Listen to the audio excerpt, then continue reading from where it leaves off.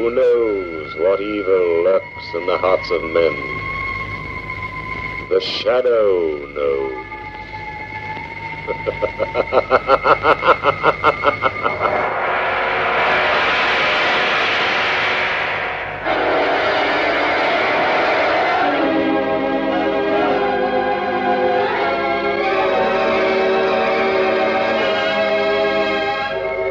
Introducing the thrilling adventures of The Shadow, the hard and relentless fight of one man against the forces of evil.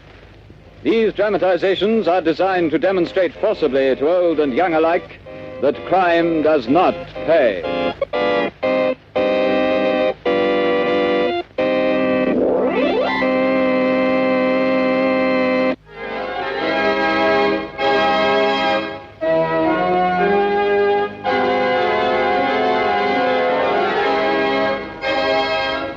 The Shadow, who aids the forces of law and order, is in reality Lamont Cranston, wealthy young man about town.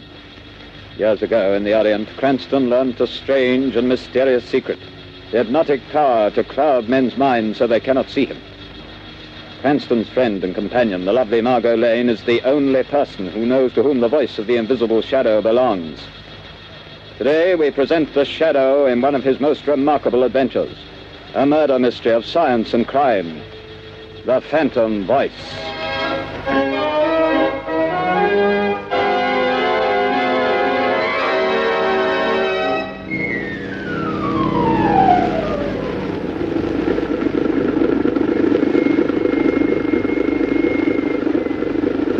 Here we are, Margot. Let me take your arm. Thank you, Lamont.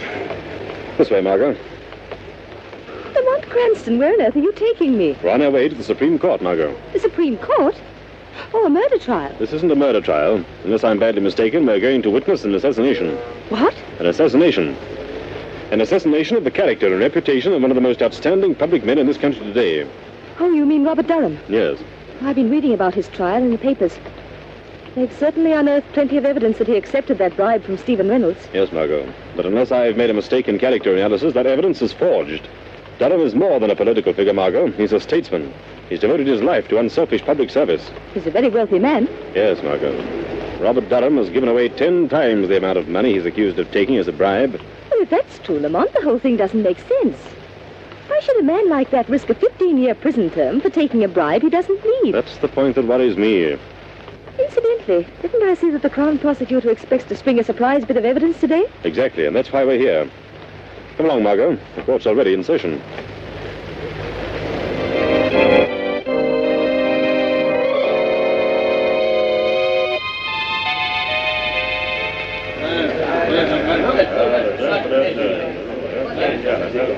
Silence! Silence! One more such outburst on the part of the spectators of this trial, and I shall order the courtroom cleared. The learned counsel for the defense will now proceed with the case. Your Honor, I have stated the case for my client.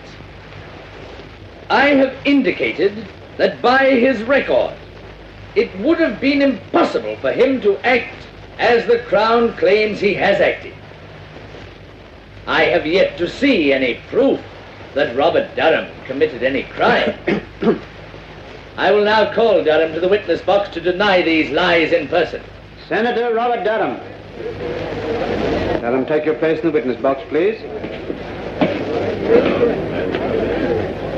Silence! Silence! Take this Bible in your right hand. Face his honor. The evidence you give in this case should be the truth, the whole truth, and nothing but the truth. Repeat after me, so help me God. So help me God. Robert Durham, you have heard the Crown's allegations that you did at some time during last December accept a bribe from the late Stephen Reynolds, whose death revealed a vicious and fraudulent traffic in government control. Yes. What is your answer? I've never accepted a bribe from anyone. My answer is that the whole thing's a pack of lies. Silence! Silence! That is all I have to ask the witness, Your Honor. Mr. Crown Prosecutor.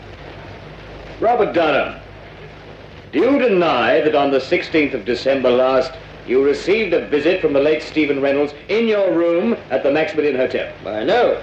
He came to see me. Just answer yes or no. I'll ask you if I want you to enlarge on a question. Yes. Your Honor, for the information of the court, I'd like to point out that the defense has made much of the defendant's long and seemingly illustrious career of public service. They would have you believe that, like Caesar's wife, the defendant, Robert Durham, is above suspicion.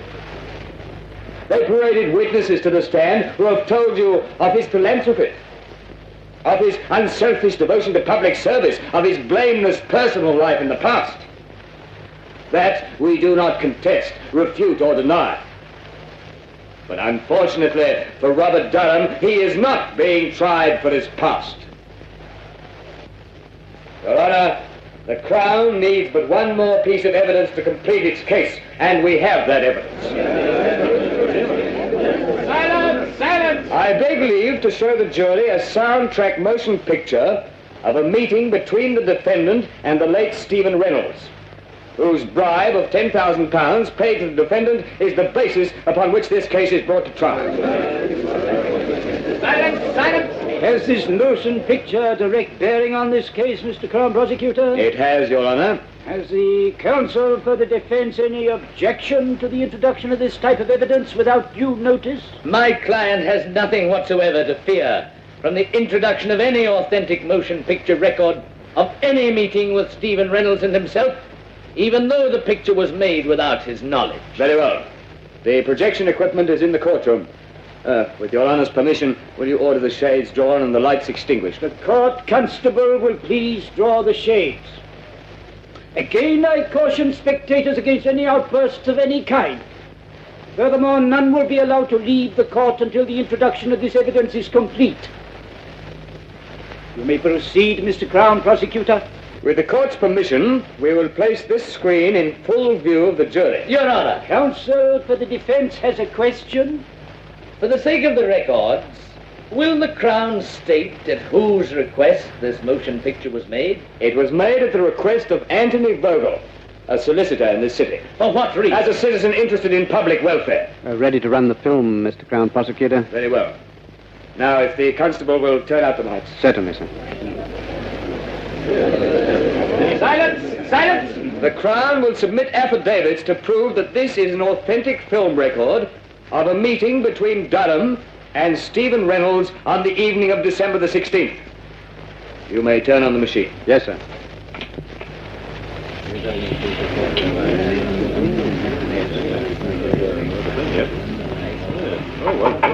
Yes, come in. Oh, hello, Reynolds. I've been expecting you. Now, look here, Durham. Why haven't I got the building contract for that new government housing project? The money's been appropriated. You said you'd use your influence to swing the deal after we fixed you up. Of course, Reynolds. I told you you'd get that contract for a consideration. But you can send me my gift of £20,000 for working it for you, so naturally... Oh, so that's it. You want to be paid off first, then? Yes, and in cash. No checks. All right. You'll get your 20,000. Get me that contract. I'll be back in an hour with the money. Silence! Silence! Silence! That is the end of the film. It's a lie. A lie, I tell you. I never said that. Silence! Silence! Your Honor, I object. My client never had such a conversation with Stephen Reynolds. That picture is a fake. One moment. The court constable will please turn on the light. Your Honor, allow me to remind the counsel for the defense that pictures don't lie. Your Honor, we don't deny that the meeting between my client and Stephen Reynolds did take place in the manner shown in this film, but we deny that any such conversation took place. Have you any proof of that? There are only two people who could know what went on in that room. Robert Durham and Stephen Reynolds. Do you deny the voice was the voice of the defendant? My client admits that it sounds like his voice, but it cannot be, since he never asked nor received a bribe from the late Stephen Reynolds for any reason or purpose whatever. Your Honor, I ask a short adjournment of this trial in order that the defense may have an opportunity to study this film and soundtrack. I object. I do not see how the due process of law will be impaired by a 24-hour delay. Question dismissed. The court stands adjourned.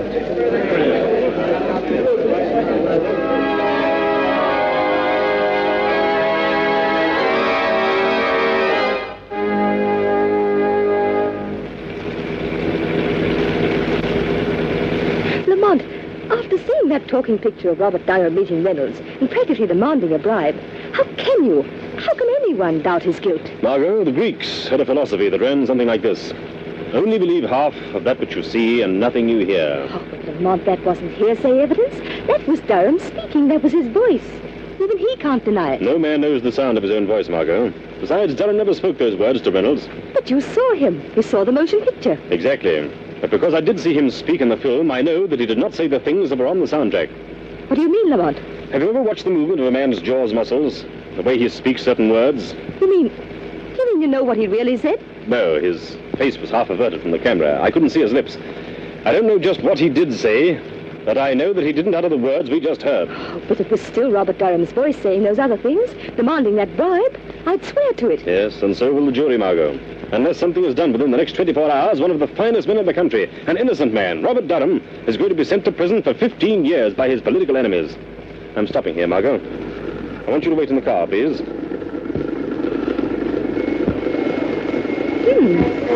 Constitution House? The lawyer's building. What on earth are you going to do here, Lamont? I'm going up to the 7th floor. The Shadow has an appointment with one of the most crooked lawyers in the city. Anthony Vogel, who was so interested in the public welfare that he went to the trouble of having a sound camera planted in Durham's hotel suite the night of December the 16th.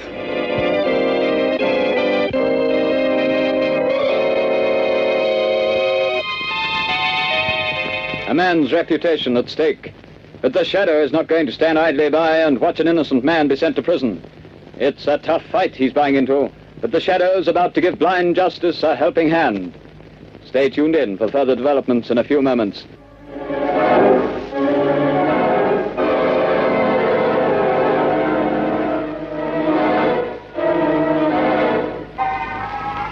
Everything's Jake, Mr. Vogel.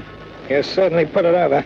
Pulling that sound picture out of the hat certainly did the trick. Yes, but I'm still worried, Travers. Ah, there's nothing to be worried about. Robert Durham's as good as on his way to Long Bay right now. Well, I won't feel happy until he is. Yeah. Well, getting on to something personal, boss. When are you going to get me a wrestling bout? Wrestling bout? Yeah, it's about time I got in the ring again. Well, I could do with the extra sugar. Forget you're a wrestler, Travers. You'll make more money as my bodyguard. Any calls for me when I was down the court? Oh, yeah. Wilson phoned a couple of minutes ago. Now, why didn't you say so? Well, you didn't ask me. What did he want? He wanted to talk to you.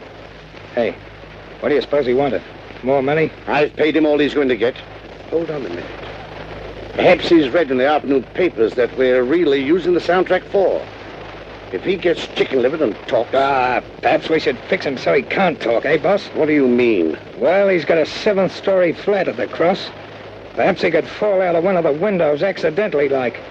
He'd only have to fall once. It might be a good plan if he gets too nosy. All right. You want me to go over there now and take care of it, boss? No, there's no sense doing anything about him until we have to. But the first sign of anybody catching on to what we're doing, then we'll arrange a neat little accident for Mr. Wilson. And now let's take a look at that Wesley murder case. One case at a time, Mr. Vogel. What was that? Suppose we review the evidence of the case against Robert Durham. What sort of devil's trick is this? Where are you? I am the Shadow, Mr. Vogel. I can't see you. Nevertheless, Vogel, I'm here in the shadows. Cripes, boss. Somebody's talking and nobody's here. Shut up, Travers. I'll handle this. So it's the Shadow. You've come here to play your hypnotic tricks on me. What do you know about the Durham business? I know everything about it. I've been listening to your interesting conversation about this, Mr. Wilson. He seems to play an important part in your case against Durham. Look here, Shadow. I've heard a lot about you. I don't want to fight you. How much do you want to keep out of this? You want me to accept money? How much, Shadow? There isn't enough money in the world to hide what you're trying to do, Vogel. Who is this man Wilson? What part did he play in this scheme of yours? Oh, so you don't know. You're just trying to find out, are you, Shadow? Travers, lock the door. All right, boss. It's locked.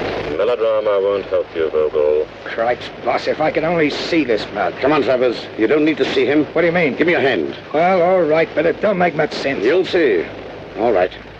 Now stand up with me against this wall. Now stretch out your arms. Can you touch the side wall at that side? Yes, I can touch it. Good. I can touch it on my side. Now walk slowly to the other end of the room and don't let your fingers move from the wall. Oh, I catch on. Then the Shadow can't get past us. You're quick. Now walk forward slowly. Slow, you fool. All right. Well, I don't feel anything. We're almost to the end of the room, boss. Happy goes away. No, he couldn't get through the door. It's locked. The window's locked, too. Boss, I feel something. I got him, boss. I can't see him, but I've got him. I can't see him, but I've got him. I've got the Shadow around the throat. He's a man after all. Gee, he's strong. Kill him, Travers, kill him. Perhaps he can. He's choking me. Give me a gun, boss. You don't need a gun. It'll make too much noise. He's weakening, boss. Kill him, Travers. Put that stranglehold of yours on him. If he doesn't let up, he will kill me. Yes, Shadow. This is where you die. Give him some more, Travers. I've got to hurry and take care of Wilson before he gets a chance to talk.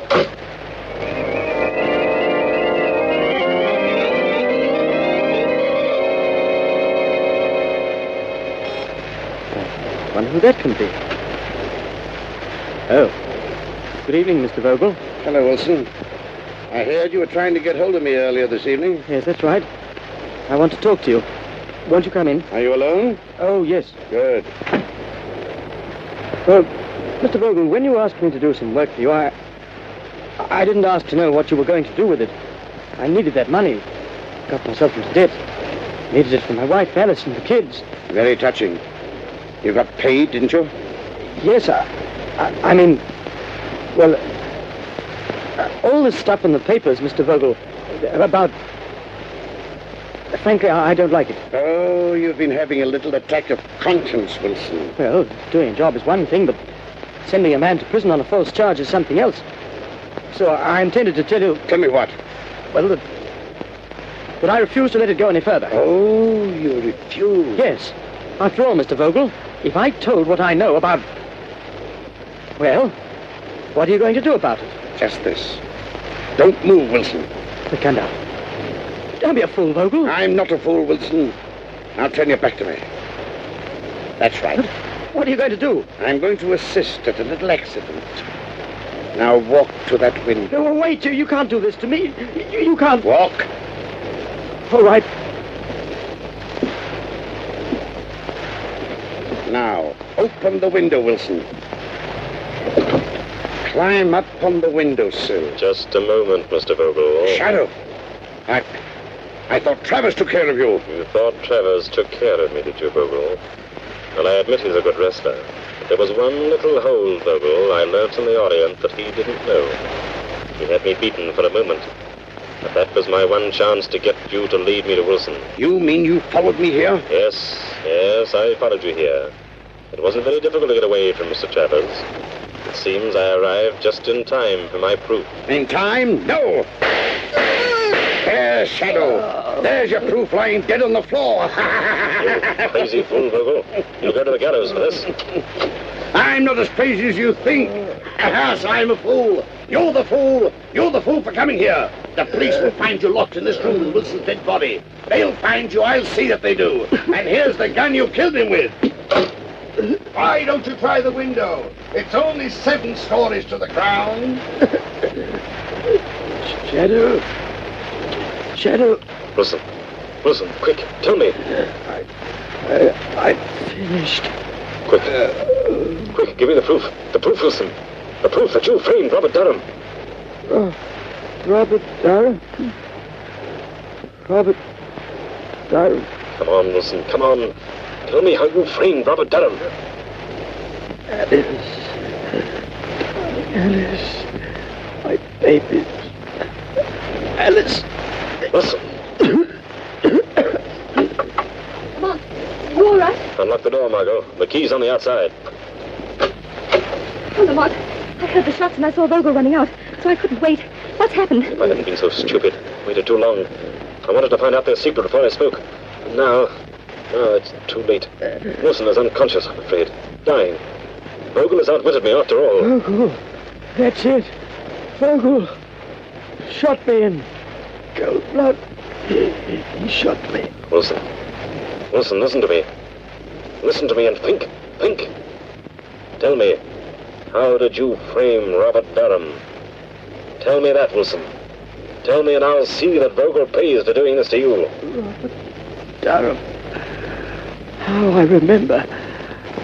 I'll show you. Help me into the next room. I'll show you. I'll help you.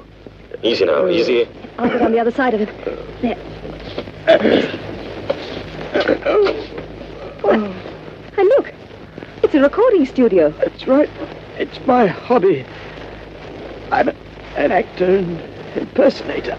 It's my profession. An impersonator? Yes.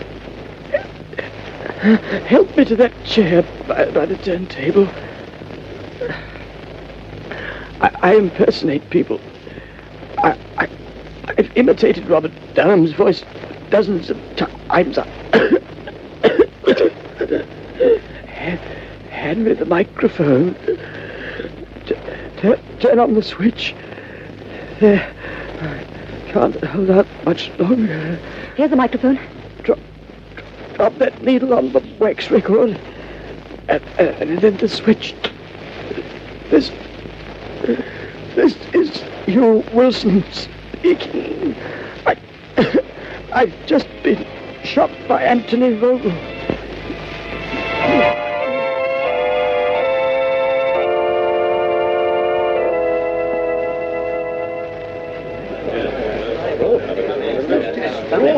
Silence! Your Honor, I move that the case against my client Robert Durham be dismissed. On what grounds? On the evidence contained in this record found in the flat of the late Hugh Wilson, the radio stage impersonator who was found shot last night. With the court's permission, I will now play it. Permission granted. You may stop the record now. Yes, sir.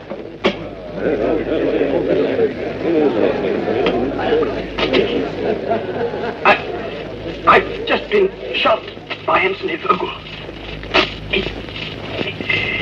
He hired me to impersonate the voice of Robert Durham. It's my voice on the soundtrack of the picture shown at Durham's trial. I'll show you how I did it. Listen. Of course, Reynolds. I told you you'd get the contract for a consideration. But you didn't send me my gift of £20,000 for working it for you. So, naturally, that's how it was done. Yes, that's how I did it. Durham's innocent. He never uttered those words. I did it for him. Silence! Well, this is amazing. Incredible. Your Honor, there is one more voice on the record at the end. Listen. The voice you have heard is that of Hugh Wilson, murdered by Anthony Vogel, the man who sought to frame Robert Durham. But Vogel failed, just as in the end all crime must fail, and all criminals pay the penalty of death. Silence! Whose voice was that? That, Your Honor, is the voice of the man to whom Robert Durham owes his vindication. The voice of the Shadow.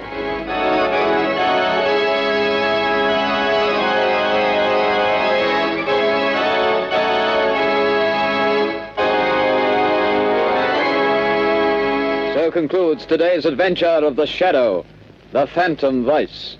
Next week at the same time from this station you will hear I Must Never Sleep Again, a psychological mystery drama featuring the Shadow.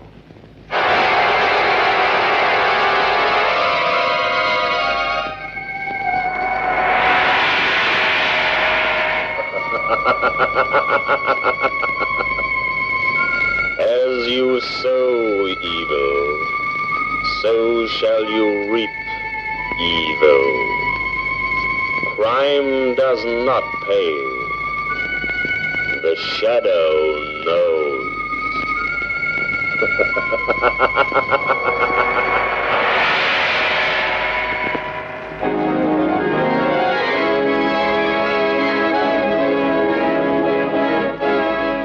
This program is produced by Rich Johnston for Grace Gibson Radio Productions.